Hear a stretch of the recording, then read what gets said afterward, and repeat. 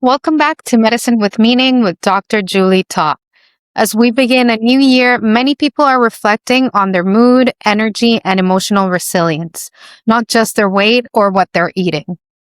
In a previous episode, we laid the foundation of nutrition, food as nourishment, and information for the body. Today, we're building on that foundation with a more focused conversation: how blood sugar balance can support emotional balance. Because mood swings, anxiety, irritability, and feeling overwhelmed aren't always emotional problems. Sometimes they're metabolic signals. Dr. Julie, let's unpack that. So many people are surprised to learn that blood sugar affects mood. How is blood sugar balance and emotional stability actually connected? For sure that it surprises many people that blood sugar has such a powerful effect on mood. But the truth is that the brain depends on a steady supply of glucose in order to function well. So when blood sugar is stable, our nervous system tends to feel calm and regulated. And when it drops too low because we've skipped a meal or we've had long gaps between food, the body releases stress hormones like adrenaline and cortisol. And this is to bring the sugar back up. So when these hormones are released, it can feel like anxiety, a racing heart. People feel irritable or shaky or restless. They actually feel the stress in their body. So most people think that something is wrong emotionally, when in actuality, it's their body responding to low blood sugar or low fuel. Another situation is when blood sugar rises quickly after eating perhaps sugary food or a meal full of refined carbohydrates. And what happens is insulin rises to move glucose out of the bloodstream. And if the blood sugar then falls too fast, it causes our blood sugar to crash. And that can show up as fatigue, low mood, brain fog, or irritability. And over time, these blood sugar swings keeps the stress system activated, and it will lower our emotional resilience. That's why emotional stability isn't only psychological, it can be metabolic too. And when we stabilize blood sugar, we often see calmer moods, steadier energy, and a nervous system that feels safer and more grounded.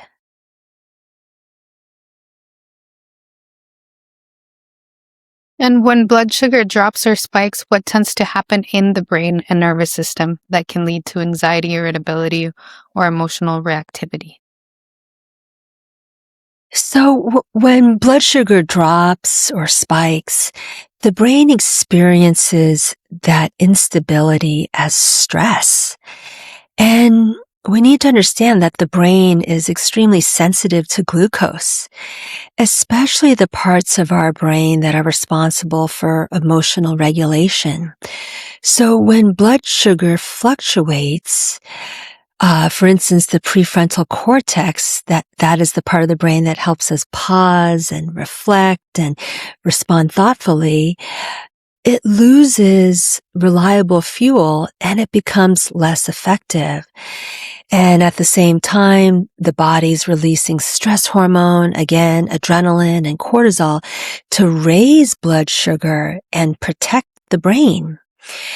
And that combination shifts our nervous system into a more reactive state.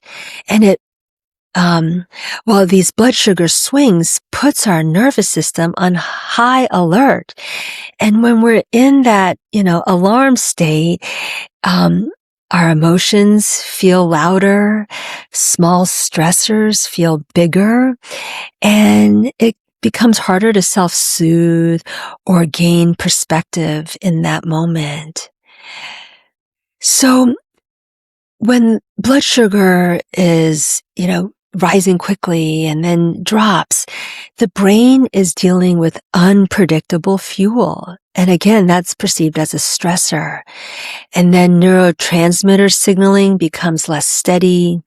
Again, that emotional regulation becomes more difficult.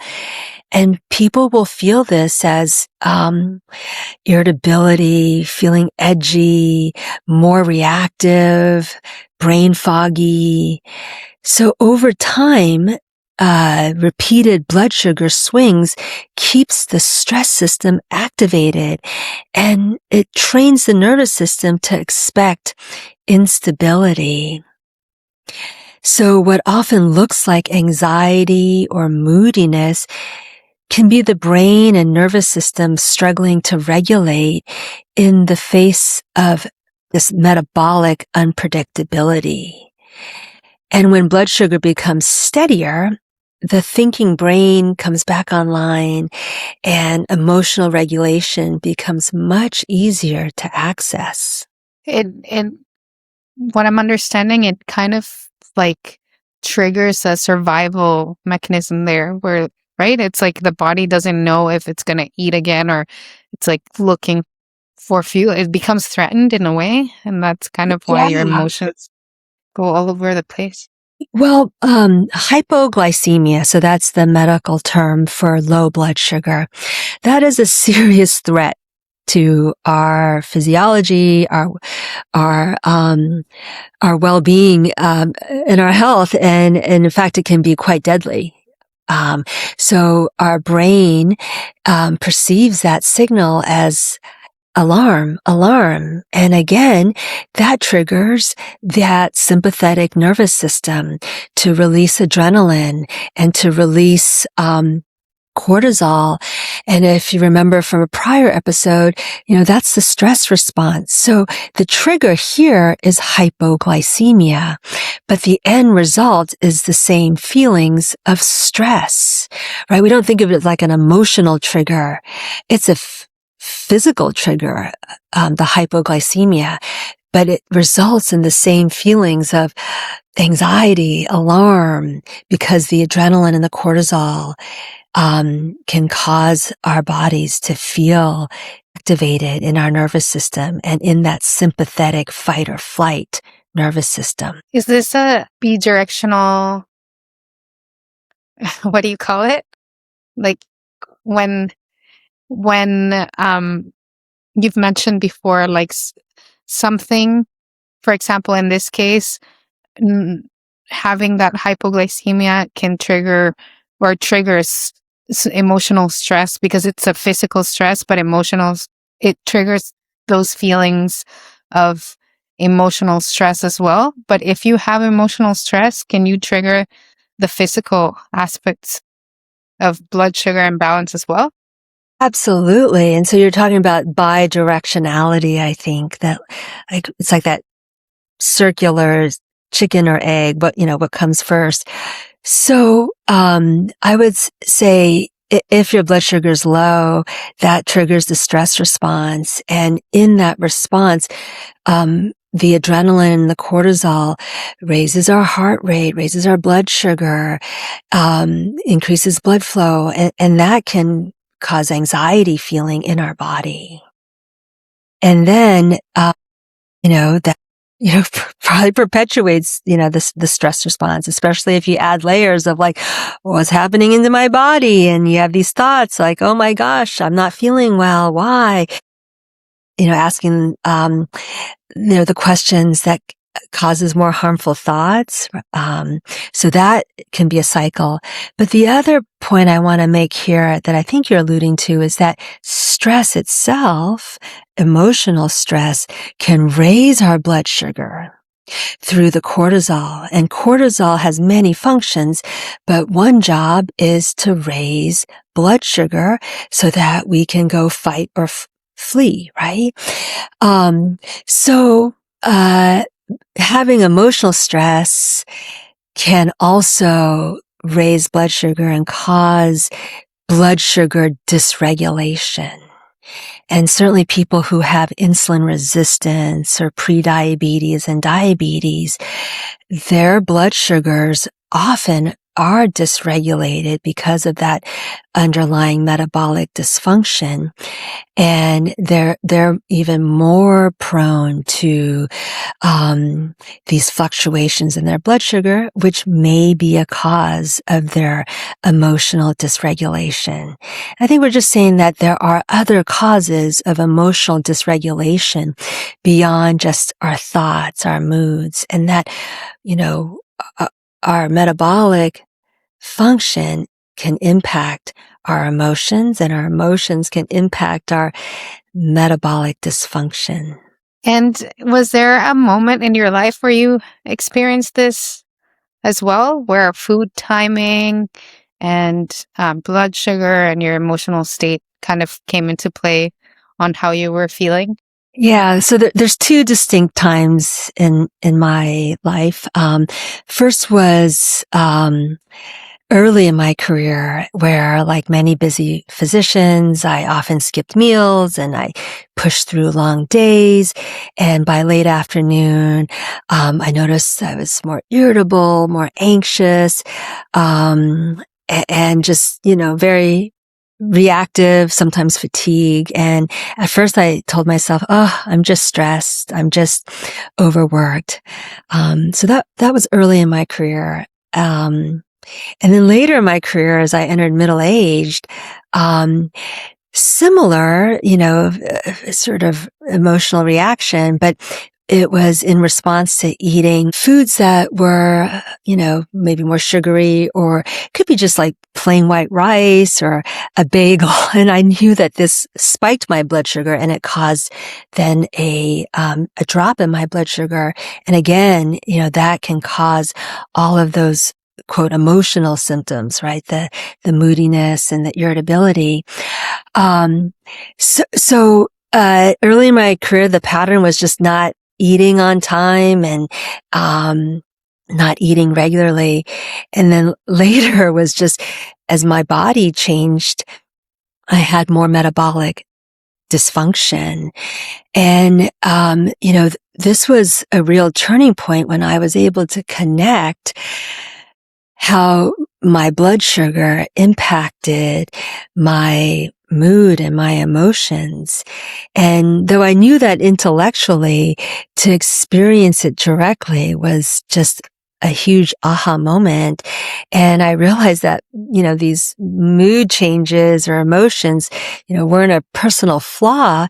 They were just feedback from my nervous system, letting me know that either, the timing of my food, was not what my body needed, or the types of food, did not help me regulate my blood sugar. And so experiencing it personally gave me deep compassion, not just for myself, but for my patients. And it reminded me that mood can often be information and not a weakness. And that sometimes, it's message from our body, and that the most powerful form of emotional regulation may simply be meeting the body's basic needs at the right time. And in this case, it's around blood sugar and nourishment. So yeah, it was a profound experience for me. And like you say, it's very different to know something that when it finally clicks and you can make sense of it in your own life or in your own experience. And it also kind of brings me back to recognizing how in periods of like physical stress or emotional stress due to work or lifestyle, it it kind of also connects you to how you feed yourself.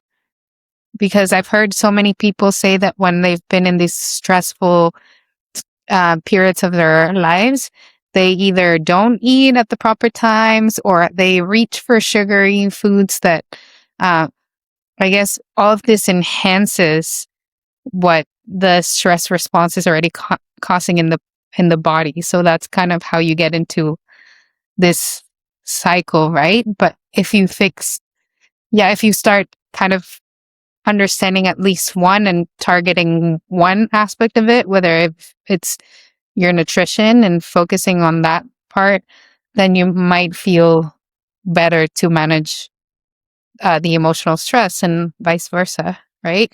Yeah, I mean, it is a vicious cycle. And it's good to start with one anchor first, right? To know what might be the root cause. And I think when we think about our emotions, I don't think most of us are aware that food and blood sugar regulation can be a cause of our emotional dysregulation and our nervous system dysregulation. So I would start with that egg first, right? The egg here is blood sugar balance. And if you can balance your blood sugar, you may notice that, you feel steadier energy, you feel calmer. And if that's the case, woohoo, you figure that puzzle. But you're right. When we're dysregulated emotionally and in our nervous system, we want to self-soothe. We want to comfort. And food, chocolate, sugar, is a quick fix to that soothing, at least initially. But then it just perpetuates that cycle again, causing more blood sugar dysregulation. So you got to break that vicious cycle. And I think the first most grounded place to start is nourishment, making sure you're eating regularly and that you're fueling sufficiently and eating a well-balanced meal where there's sufficient protein, fat, and fiber. Those three things help to balance blood sugar. I think, the other piece is what we're all aware of is, yes, emotional stressors trigger our nervous system, but out of curiosity, see what food does to our nervous system. Perhaps, take notice. And when you can make that association, it is very helpful. And, it does take a lot of insight or awareness, let's say, staying present with yourself and making that connection with food. What can be very helpful is a tool known as a continuous glucose monitor. This is, becoming quite fashionable or in vogue. Or it's just a really useful tool to see what your blood sugar is. So you're not guessing. And that's how I knew that, gosh, after, simple carbohydrates, my blood sugar would spike and then it would crash. And it correlated with how I was feeling. So, it can be helpful to get one of these continuous glucose monitors. So, you have a tool to help you make that association. But you can also recognize, right? It's a little bit of, trial and error or just experimentation with how different foods make you feel in your body and your nervous system. And I was just going to say that in relation to last episode, this could be a part of the micro moments practice of mindfulness. For those who have not listened to our last episode, we talked about mindfulness, and I think that maybe paying attention how food makes us feel can be a practice of mindfulness. Yeah, if you don't feel like you don't have time. Paying attention, right? Being in the present moment and pausing and being quiet with ourselves, then we may be able to understand better the signals from our body. And Dr. Julie, in your practice, what patterns do you see in patients who struggle with mood swings, anxiety, or emotional exhaustion, and later realize blood sugar plays a role? Yeah, so in my practice, I see this pattern all the time. Many of these patients are high performing, busy, and they're used to pushing through their day. So they often skip meals, eat irregularly, or rely on coffee and quick carbs to get through the day. And they'll describe mood swings, anxiety, fatigue, especially these symptoms get worse later in the day. And they often say, well, I feel fine in the morning, but by the afternoon or evening, I'm anxious, I'm irritable, or I'm just completely depleted. And until, we unlock the blood sugar, and we, look at the connection that their blood sugar has with their physical symptoms, we're able to see more clearly that association. But often people don't connect these emotional shifts to, what they're eating and what their blood sugar is doing. And most of us blame stress or mindset or hormones.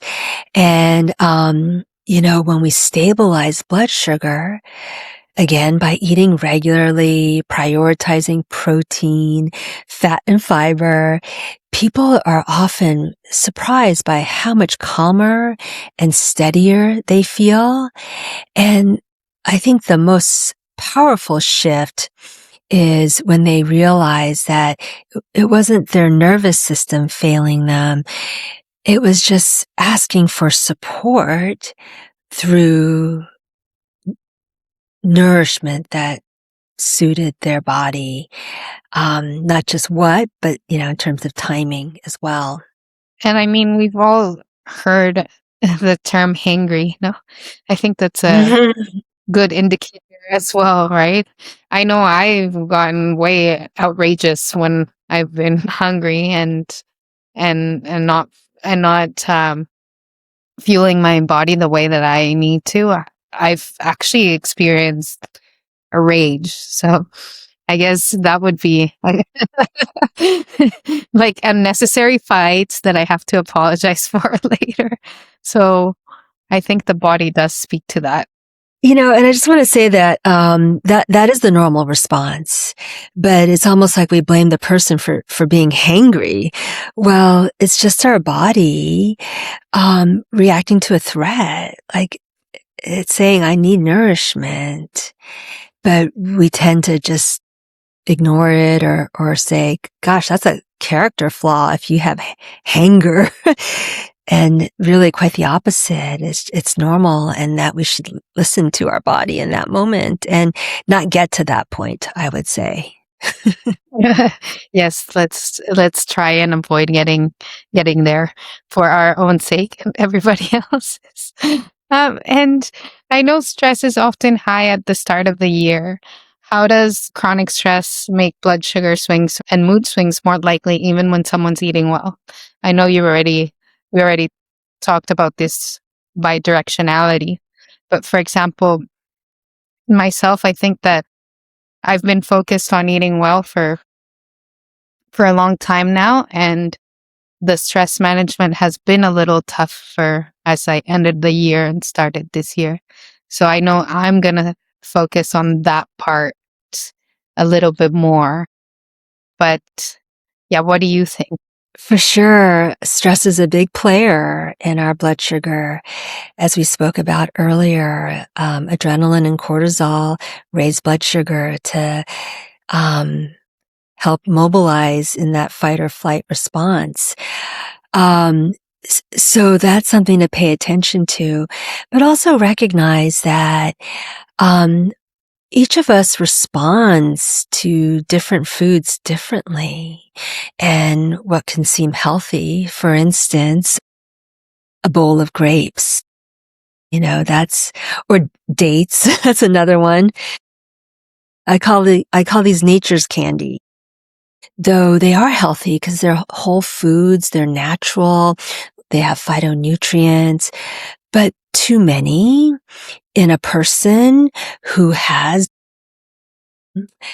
blood sugar, who has a propensity towards blood sugar dysregulation or some insulin resistance, those foods may not be healthy in large amounts because it can spike your blood sugar. For me personally, it's white rice. which is healthy for most everybody. And I can only have a small amount of it because of my genetics. So, I think we need to personalize and individualize and recognize that each of us have a different response to different foods. And so, it's hard to make blanket statements around, even if someone's eating well, grapes and dates are not unhealthy, but they can be too much sugar in one person compared to another. And so it may mean that you don't eat as much, right? Decrease the quantity, or you add fat and fiber, before the grapes, for instance, and that can help slow down the absorption of sugar from our gut. That's why we always talk about fat and fiber, that it's important to eat that when you're eating carbs. Or some health coaches that I've worked with, they call it, don't eat naked carbs, carbohydrates that are just carbs alone.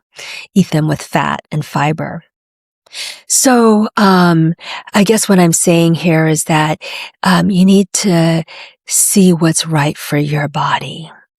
And perhaps in this case, that glucose monitoring may be very helpful.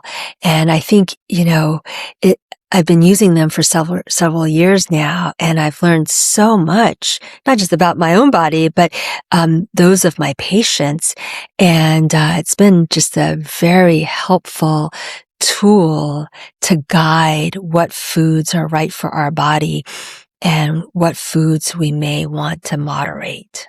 Yeah, it's very important, like you mentioned, to make this a personalized endeavor because, like you said, some people might feel well eating, or they might not experience like such a big spike or crash after eating a bowl of grapes, but others might not think about it and might not know that healthy food might be affecting them because I don't know, you just made a very interesting distinction that I think most of us don't think about often.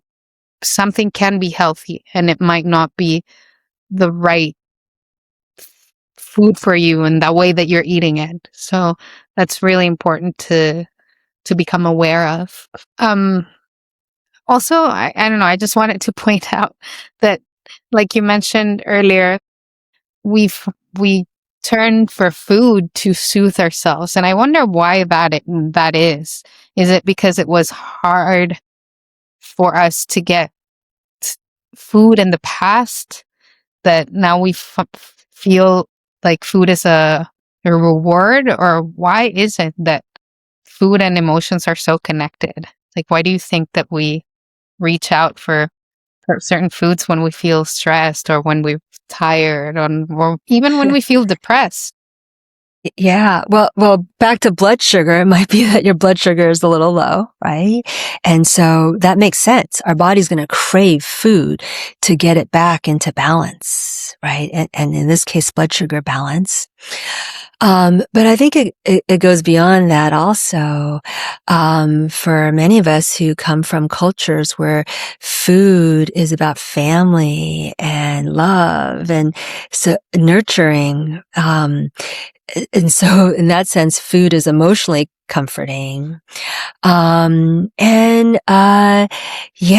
it can feel like a reward, especially if you're feeling stressed. You want a little bit of chocolate or something sugary.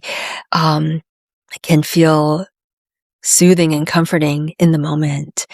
So, I think when we're under stress, oftentimes in that dysregulation of our nervous system, it impairs our judgment. And we often don't make the best decisions for ourselves when we're not calm and steady.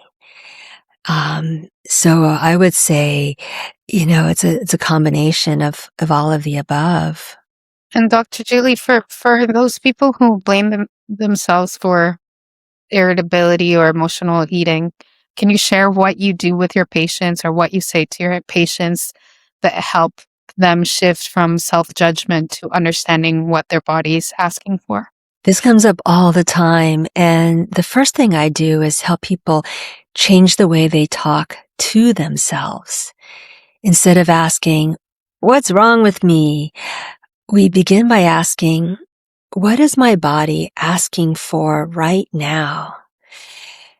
So irritability and cravings and emotional eating aren't personal failures. They're actually signals from our body.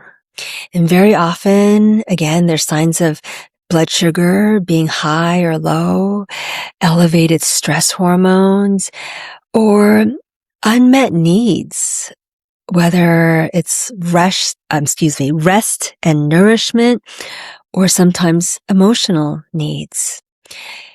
So I help patients understand their physiology and recognizing that when you have blood sugar swings or stress hormones rising, the brain shifts into that survival mode. And in that state, willpower drops, cravings increase, and it's not because someone is undisciplined, but it's because their nervous system is trying to protect them. So once that clicks, that self-judgment softens, curiosity takes its place, and from there, we focus on eating in a way that supports steadier blood sugar.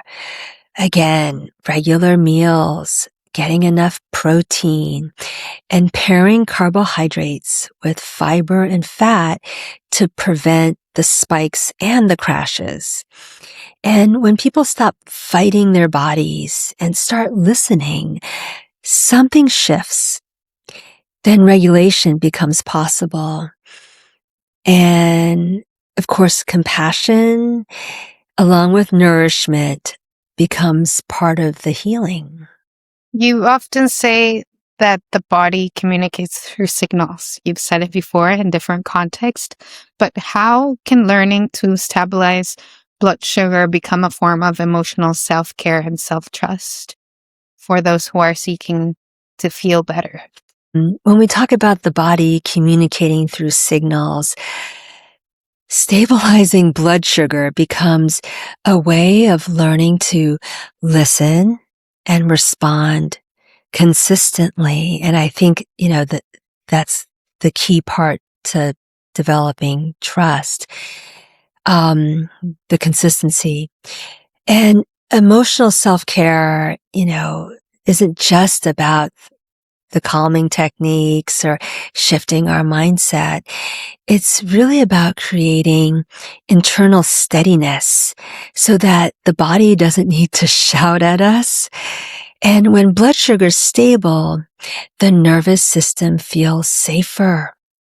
And then emotional signals become clearer and quieter.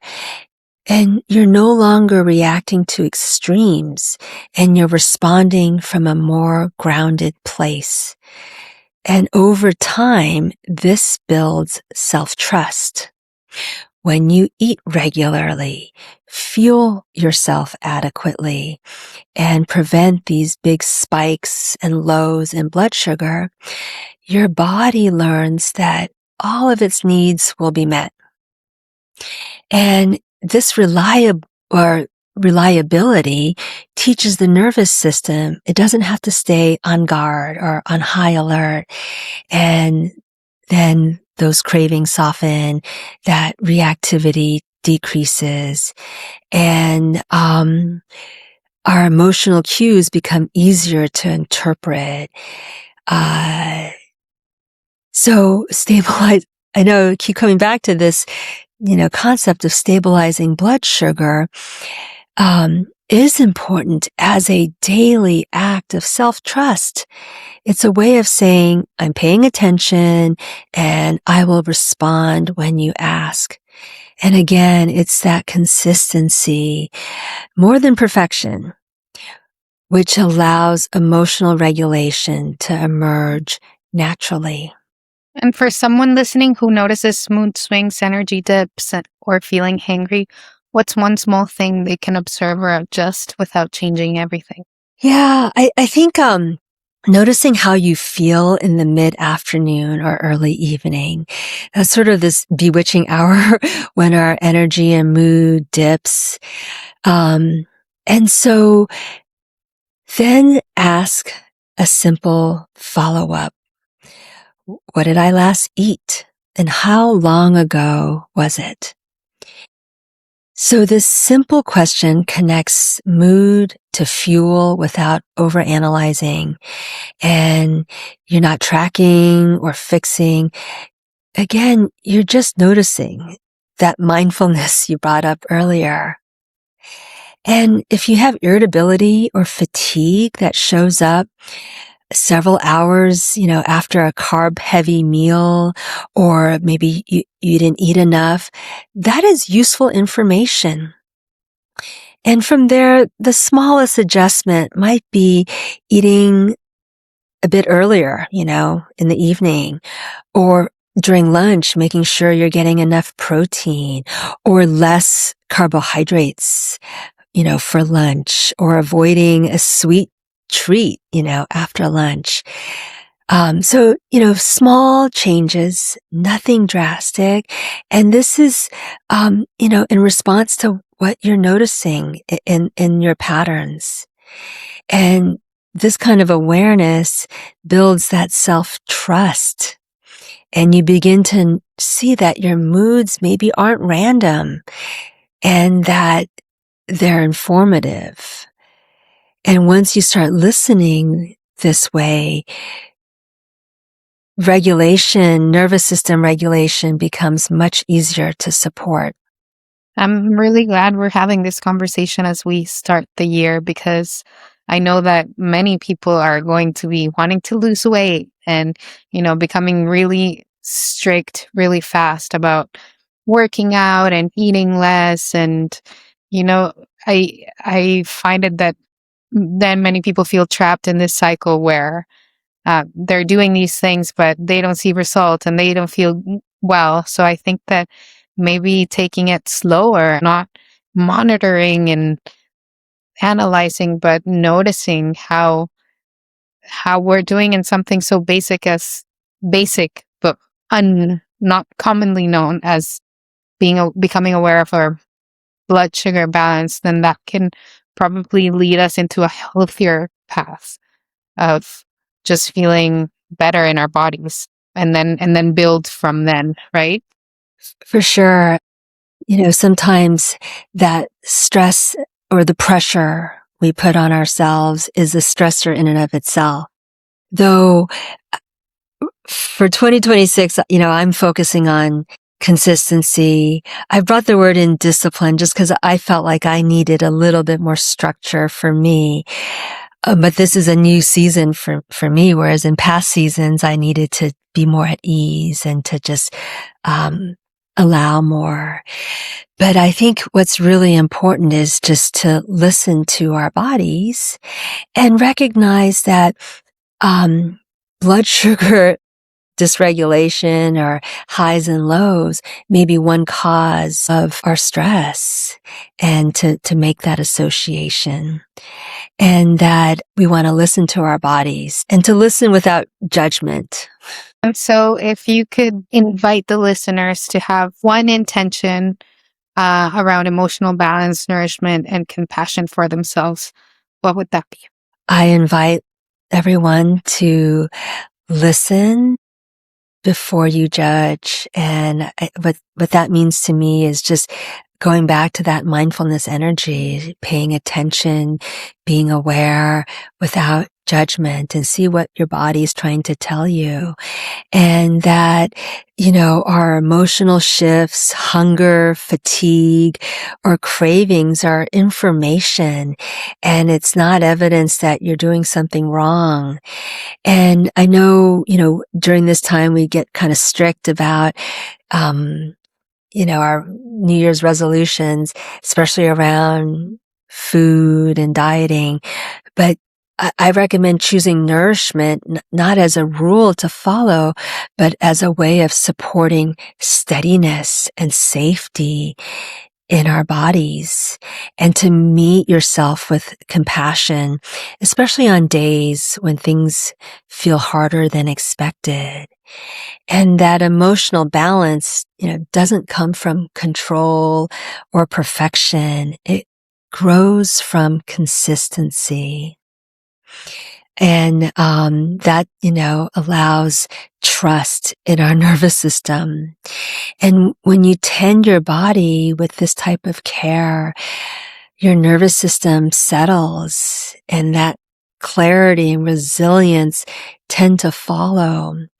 So as you move into this year, let your intention be to support your body, not to override it, and carry this with you. My body is giving me information, not criticism. That's so beautiful. Thank you so much for leaving us with that message and that reflection, Dr. Julie. I will for sure be repeating that to myself as I move throughout the year. And I'm sure a lot of our listeners are wondering how to contact you, how to get in touch with you as they start this new year. Yes, you can always visit my website at www.julietawmd.com. That's JULIETAWMD.com. Or send me a DM on Instagram at julie.taw.md. I welcome all questions. Thank you for joining us for this episode of Medicine with Meaning. Emotional balance isn't about willpower, it's about support. And sometimes the most meaningful emotional care begins with steady nourishment. Share this episode with someone who's been riding emotional highs and lows, and join us next time as we continue exploring health through a whole person lens.